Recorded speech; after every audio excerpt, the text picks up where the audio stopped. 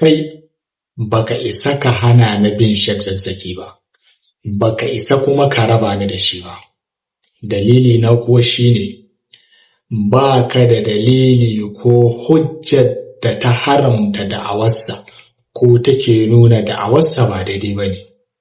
Domin kuwa da'awar nan tasa ba ta wuce a zo a ɗabbaka addinin Allah ba, ba ta wuce a zo a yi shari'a da Alƙur'ani ba. To wannan dalilin ya sanya kai baka isa ka raba ni da Sheikh Zakzaki ba, kuma baka isa ka hana ni na bi shi ba, ba kuma ka isa ka hana ni na ce labbaika ya Zakzaki ba. Wannan shine, ka rike fahimtar ka, na rike fahimtata.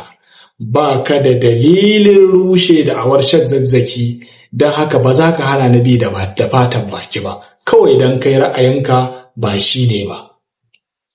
In kana so na bari ko na hannu, to kawo min dalilai da hujjojin da suka fi nasa, to sai na bar nasa na ɗauki naka.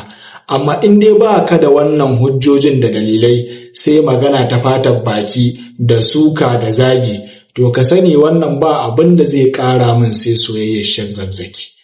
Ni masoyin Sheikh Zakzaki ne, kuma ni mabiyinsa ne. Wannan shi ne.